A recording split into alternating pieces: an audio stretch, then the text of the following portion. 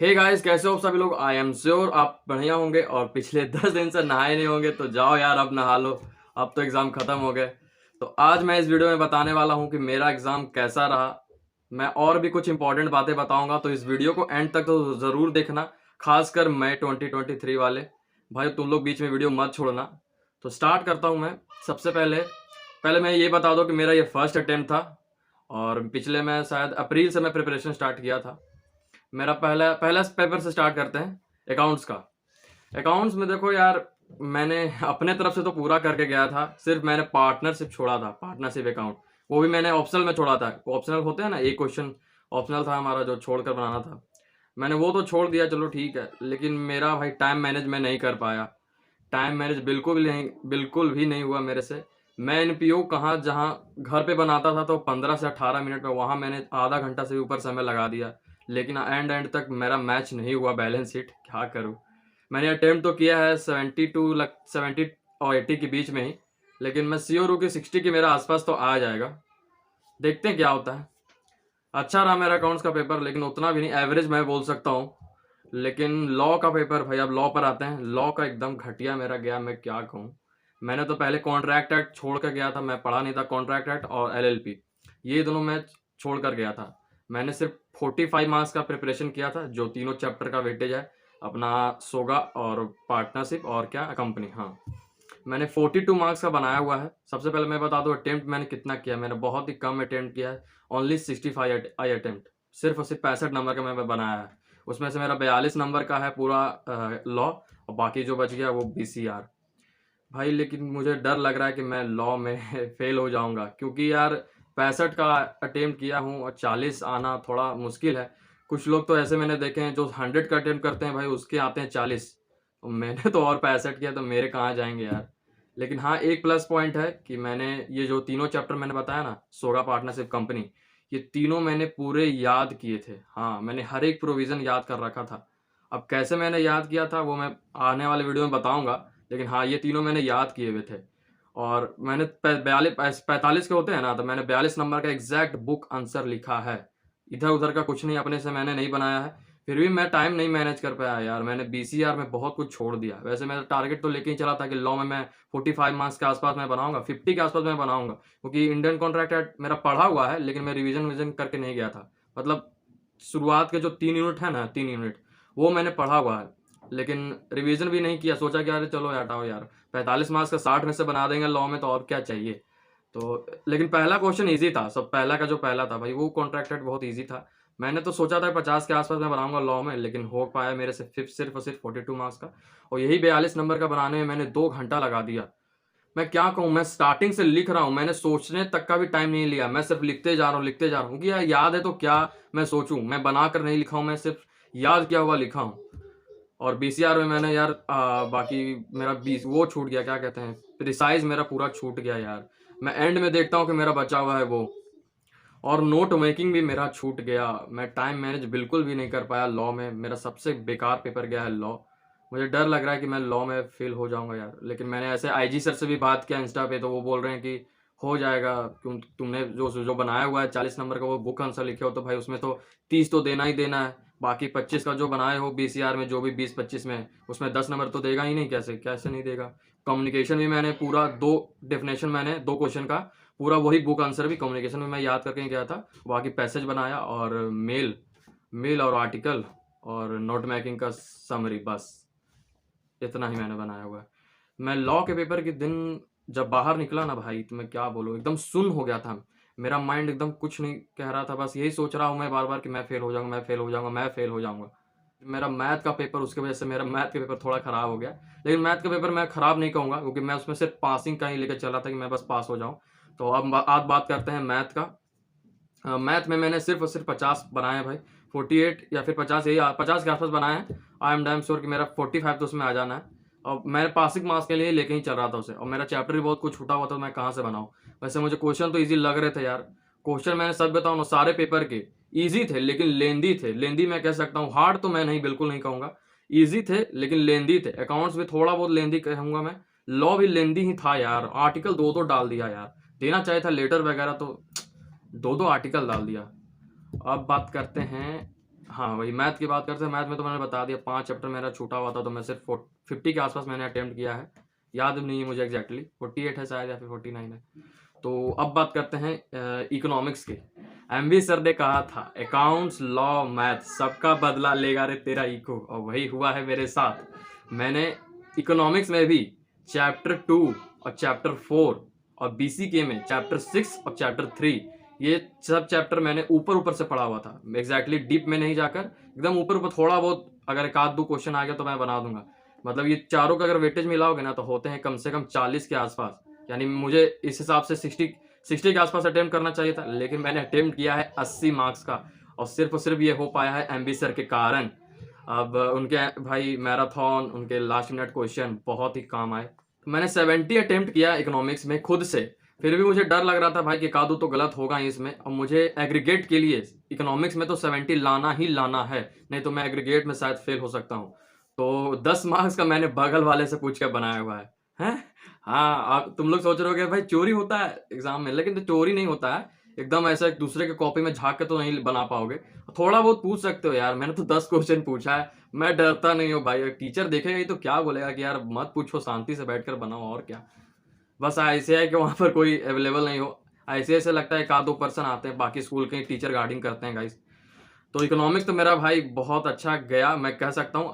भाई जब चैप्टर ही नहीं पढ़ा हो, ऐसे तो क्वेश्चन इतने इजी थे कि मैं 90 प्लस तक ला सकता था, लेकिन अब क्या करें, पढ़ा ही नहीं तो कहाँ से बनेगा। तो ऐसा रहा मेरा एग्जाम सब। एक और इम्पॉर्टेंट बात अभी मैं बताने वाला हूँ, खासकर मई 2023 वालों के लिए। भाई सब्सक्रिप्शन किसी का भी लेना, बहुत बहुत बहुत बहुत रिसर्च करके लेना। ऑफलाइन भी मेरे 2 दोस्तों के साथ ऐसा हुआ है। मेरा एक फ्रेंड है, कलकत्ता में रह रहा है, उसने ऑफलाइन लिया, 12,000 रुपये पेमेंट किया है। अब भाई उसके टीचर ऐसे हैं, अगर मन नहीं किया पढ़ाने का, एक तो पहले पूरा लेजी है टीचर, मन नहीं किया पढ़ाने का, उनका ऐप है, ऐप पे पहले के लेक्चर पढ़े हुए हैं, बोलते जाओ देख लो यार जाओ। डिमांड एंड सप्लाई, महीनों का चैप्टर है भाई, महीना लग जाता है उसको कंप्लीट करने में। उसको कंप्लीट 2 दिन में, वाह, वो कंप्लीट 2 दिन में करवा रहे हैं वीडियो से।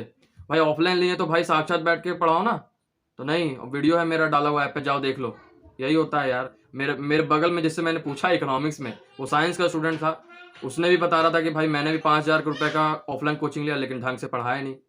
ऑनलाइन में तो भाई ग्रूमिंग एजुकेशन अकेडमी मारा ही सब बच्चों का, एकदम चूतिया काटा है तो काटा है भाई। उसके ऊपर तो मन कैसा कर रहा है ना, अगर मैं फेल होता हूँ तो बिकॉज ऑफ सिर्फ उसके कारण। ग्रूमिंग एजुकेशन अकेडमी मेरा 3 महीना शुरुआत का खा चुका है उसने, 3 महीना मेरा खा गया है भाई। 8 महीना मुझे टाइम मिला था, अप्रैल से अगर नवंबर तक जोड़ोगे तो 8 महीना होता है। 8 महीना भाई, यहाँ तो क्या कहते हैं, इंटरमीडिएट के लिए टाइम मिलता है 8 से 9 महीना, और यहाँ हम लोग फाउंडेशन भी मेरा नहीं निकलेगा, तो मुझे तो भाई बहुत दुख होगा सिर्फ और सिर्फ। लेकिन मैं एक ही रीज़न दूंगा, ये ग्रूमिंग एजुकेशन अकेडमी मेरा 3 महीना खा गया ये। इसलिए प्लीज़ प्लीज़ प्लीज़ बहुत रिसर्च करके लेना। इसमें मेरा भी गलती है, यहाँ पे एक रूल अप्लाई होता है, let the buyer be aware, caveat emptor का, कि मैंने रिसर्च नहीं किया था यार। जब मन किया मैंने अपने दोस्तों के ऊपर छोड़ दिया कि जाओ यार देख लो, जो अच्छा प्लेटफॉर्म लगे बोल देना, मैं पैसे दे दूंगा। मैं और मेरे एक फ्रेंड ने मिल कर लिया था इसका, ग्रूमिंग का। भाई इस पर तो मन कर रहा है मेरे को केस करने का, लेकिन क्या करूँ, अभी सब लफड़े में पढ़ना नहीं चाहता मैं अभी कैपेबल भी नहीं हूँ, तो छोड़ो, अब क्या कर सकते हैं। लेकिन हाँ, इस पे मैं एक वीडियो बनाने वाला हूँ, और उस वीडियो को तुम लोग को वायरल करना है भाई। इस पे एकदम खतरनाक वाला मैं एक वीडियो बनाने वाला हूँ, बहुत सबका चूतिया काट रहा है। देखो यार, मेरा 50-50 चांस है। मैं ये भी नहीं कह सकता कि मैं एकदम पास हो जाऊंगा ही हो जाऊंगा, या फिर मैं ये भी नहीं कह सकता कि मैं फेल हो जाऊंगा। मुझे डर लग रहा है तो सिर्फ लॉ में लग रहा है, क्योंकि इतना बनाने के बाद भी मुझे डर लगता है भाई, लगता है डर, क्या करे। 65 का है और 40 लाना है, ओनली सिर्फ 25 कमेगा। अब आर्टिकल में भी मैंने सबका एकदम कम कम लेकर चला, कैलकुलेट किया तो मेरा 40 to 45 के बीच में आता है ऐसे। जैसे मैंने जिस केस लॉ बनाया, तो केस लॉ अगर 6 मार्क्स का है तो उसमें मैं 3 मार्क्स कंसीडर कर रहा हूँ अपने हिसाब से, कि मैं चलो भाई इसमें 3 तो कम से कम देगा। और जो डायरेक्ट क्वेश्चन लिखा है, जैसे जो 4 नंबर का, उसमें मैंने 3 कर रहा हूँ, और जो 6 नंबर का है उसमें 5 लेकर चल रहा हूँ। ऐसे मैंने कैलकुलेट किया घर पे, तो हो रहा है। और हाँ, एक और बात मैं बताना चाहता हूँ तुम लोग को, भाई कुछ मत छोड़ना यार, कुछ मत छोड़ना, कोई भी सब्जेक्ट में कुछ मत छोड़ना। मेरा एक फ्रेंड है जो अकाउंट्स में ही वो फेल हो चुका है भाई, उसका कैलकुलेट करने में 40 तक भी नहीं पहुंच रहा है, और सिर्फ उसने बिल्स ऑफ एक्सचेंज नहीं पढ़ा था। अगर वो बिल्स ऑफ एक्सचेंज पढ़ के जाता तो भाई वो पास हो जाता है अकाउंट्स में। इसलिए कुछ भी नहीं छोड़ना है। अब लॉ में एक चीज मैं बताता हूँ, मैंने तीनों चैप्टर पढ़े तो थे, पार्टनरशिप होगा कंपनी, लेकिन कंपनी में मैंने देखो बताता हूँ क्या किया। अब सारा मैंने डेफिनेशन याद कर लिया जितने भी कंपनी थे, सिर्फ और सिर्फ फॉरेन कंपनी को छोड़ के। अब मेरा देखो यहाँ पे दिमाग क्या था कि फॉरेन कंपनी को नहीं याद करने का देखो मेरा लॉजिक। अरे यार आईसीआई कहाँ है? इंडिया में। एग्जाम कहाँ हो रहा है मेरा? इंडिया में। हमें एक्ट किसके बारे में, हमें कौन सा एक्ट के बारे में जानना चाहिए? इंडिया में जो भी एक्ट है उसके बारे में हमारे नॉलेज होना चाहिए। तो ऐसे हमें कौन से एक्ट से क्वेश्चन पूछेगा? जो इंडिया में है वो उससे पूछेगा ना, फॉरेन कंपनी के बारे में थोड़े पूछेगा। यही हुआ है, फॉरेन कंपनी का ही क्वेश्चन आया है। मैं फॉरेन कंपनी को ऐसे ही छोड़ा था कि अरे यार फॉरेन के बारे में हमारे आईसीआई ये थोड़ी चाहेगा कि हाँ बच्चे को, स्टूडेंट को एक फॉरेन कंपनी के बारे में नॉलेज होना चाहिए, इंडिया के कंपनी के बारे में नॉलेज होना चाहिए ना। ये लॉजिक मेरा देखो, आप बताओ यार, मेरा ऐसा है लॉजिक। तो तुम लोग कुछ मत छोड़ना यार, तुम लोग A to Z पढ़ के जाना। आईसीआई कोई भरोसा नहीं है, ये सब वेटेज वेटेज पे मत रखो यार। कोई भी किसी से भी पूछ लिया था। बिल्स ऑफ एक्सचेंज तो मेरा दोस्त पूरा हड़क गया कि भाई 15 मार्क्स का पूछ लिया। कोई नहीं सोचा था कि बिल्स ऑफ एक्सचेंज से 15 मार्क्स का पूछेगा। मैंने तो पढ़ के गया था, मैं तो हर एक चैप्टर पढ़ के गया था अकाउंट्स में यार, क्योंकि मैंने अकाउंट्स में रखा था टारगेट 80 to 90 का, लेकिन स्टिल मेरा 60 के आसपास रह जाएगा बिकॉज ऑफ टाइम मैनेजमेंट। और यार मैच नहीं हुआ यार एनपीओ यार। हाल मेरा अमाउंट जानते हो कितना बार कटा हुआ है वहाँ पर? 4 से 5 बार मैंने अमाउंट काटा हुआ है। एग्जामिनर भी सोचेगा भाई बंदे ने तो जान लगा दी मैच करने में, लेकिन मैच नहीं हुआ। वैसे उसमें 5 मार्क्स मैं कंसीडर कर रहा हूँ, क्योंकि यार एक पेज में पूरा रिसिप्ट एंड पेमेंट था, एक पेज में दोनों बैलेंस शीट था, और एक पेज में मैंने पूरा वर्किंग नोट बनाया हुआ है। यार इतना में भी 10 मार्क्स के में 5 नंबर तो नहीं देगा यार। स्टेप मार्किंग जो है देना तो चाहिए, अब देखो क्या होता है। मेरा 50-50 है भाई, क्योंकि अगर मैं कैलकुलेट भी करूँ ना तो मेरा 200 के आसपास पहुँचता है। अगर मैं पास भी होऊंगा तो मैं 200 के आसपास पहुँचूंगा। अब देखोगे तुम लोग में से बहुत सारे लोग होंगे जिसको लग रहा हो कि भाई मैं फेल हो जाऊंगा, तो यार अभी टेंशन मत लो यार। यार CA is not a life यार, CA is a part of life.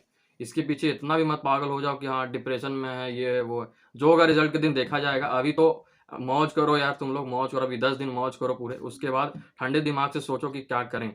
अब मेरे फ्रेंड को भी मैंने यही सजेस्ट किया है कि अब वो तो भाई पहले से ही मान चुका है कि मैं फेल हूँ अकाउंट्स के दिन ही, लॉ के दिन ही। लेकिन वो बेवकूफ़ी किया। मैंने उसको बोला इकोनॉमिक्स में अच्छा कर दो यार, कम से कम एग्रीगेट के लिए कोई ना कोई तो सब्जेक्ट तुमको निकालना पड़ेगा। अब एग्रीगेट में मैंने तो भाई इकोनॉमिक्स, मेरा भी मन नहीं कर रहा था इकोनॉमिक्स में पढ़ूँ यार या ना पढ़ूँ। फिर भी लेकिन मैंने पढ़ा यार, अच्छे से पढ़ा, एक एक लेक्चर एमबी सर के अटेंड किए, तब जाके मैं आज कह सकता हूँ कि मेरा इकोनॉमिक्स में 70-75 आ सकता है। मेरा एग्रीगेट तो भाई बचाने वाला, अगर मैं पास होता हूँ हर एक इंडिविजुअल में, तो एग्रीगेट में मेरा बचाएगा सिर्फ और सिर्फ इकोनॉमिक्स, और कोई सब्जेक्ट नहीं। उसने लेकिन उम्मीद छोड़ दी, और इकोनॉमिक्स में भी वही करके आया है 50-60 के आसपास। सब में 50-60 के आसपास है, और भाई एक आध सब्जेक्ट में बोल रहा है कि भाई फेल ही हो जाऊंगा। तो मैंने उसको कहा था अभी भाई टेंशन मत लो, इसके पीछे का सिर्फ रीजन यही है भाई उसके फेल होने का। एक है उसका अभी बीमार हो चुका है कुछ महीने से, और दूसरा वही है ग्रूमिंग एजुकेशन एकेडमी। भाई इस पे तो तक गाली देने का मन कर, 1 महीना तो हम लोगों ने जानते हो इसको गरियाने में निकाल दिया है। ऐसा हुआ है।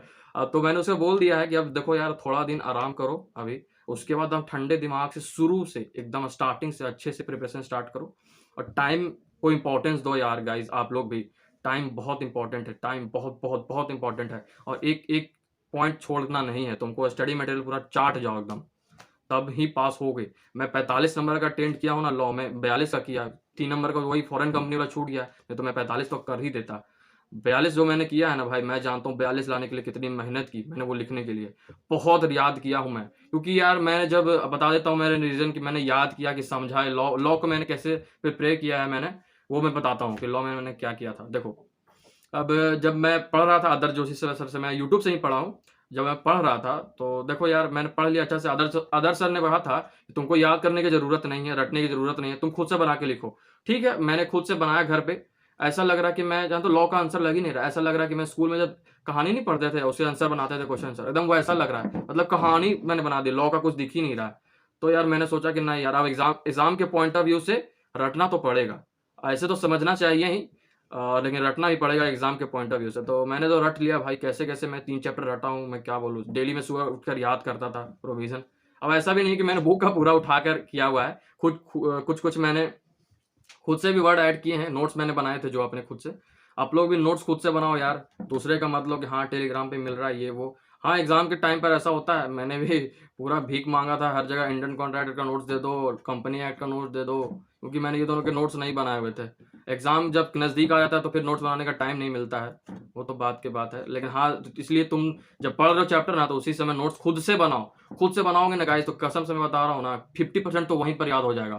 1-2 बार बुक रीड करो, उसमें तुम याद करो कि हाँ भाई इसमें क्या कह रहा है, प्रोविजन क्या कहना क्या चाहता है, और फिर तुम खुद से थोड़ा बहुत लैंग्वेज अपने डालो और बाकी सारा बुक से उठाओ और नोट्स खुद से बनाओ, और फिर नोट्स को भी 2-3 बार पढ़ो, वहीं पर 50% तो वहीं पर याद हो गया।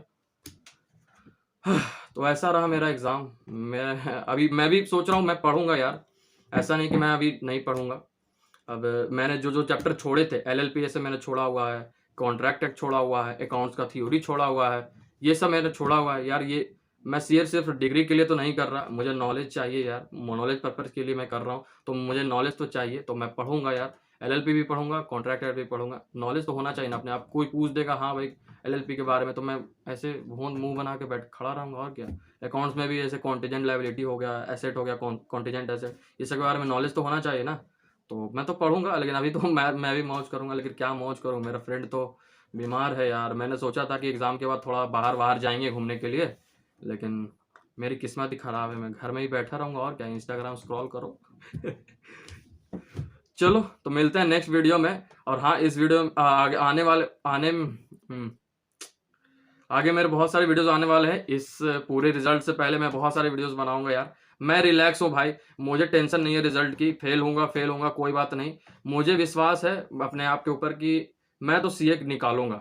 अब मेरे पास कोई ऑप्शन भी नहीं है, और ये मुझे इतने एग्जाम जो मैंने दिए ना, इससे मुझे ये समझ में आ गया ना कि मेरे लिए सीए तो है, क्योंकि मेरे से सारा क्वेश्चन आता है यार। टाइम मैनेज नहीं कर पाया, और एक मेरे स्टार्टिंग का ग्रूम एजुकेशन अकेडमी कारण खराब हो गया। अब तो ये मेरा रीज़न तो नहीं है यहाँ पर कोई कि हाँ भाई मेरे लिए सीए नहीं है, ऐसा मैं कहूँ।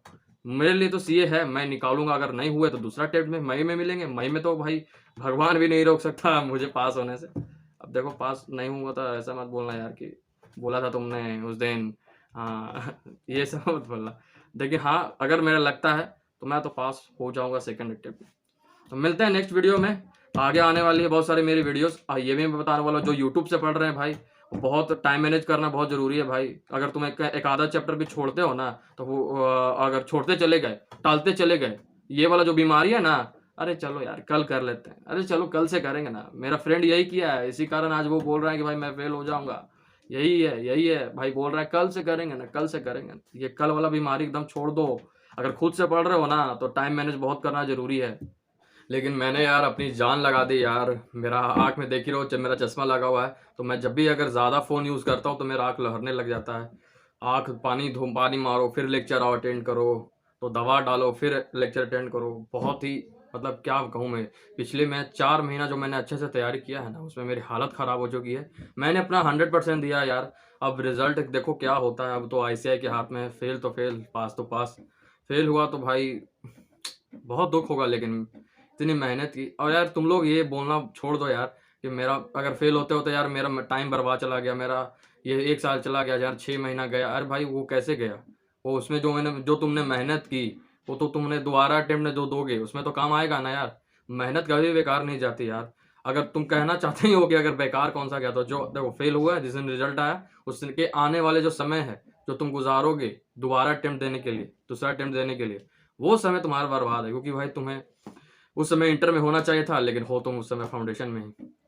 तो चलो हटाओ, जो हुआ सो हुआ।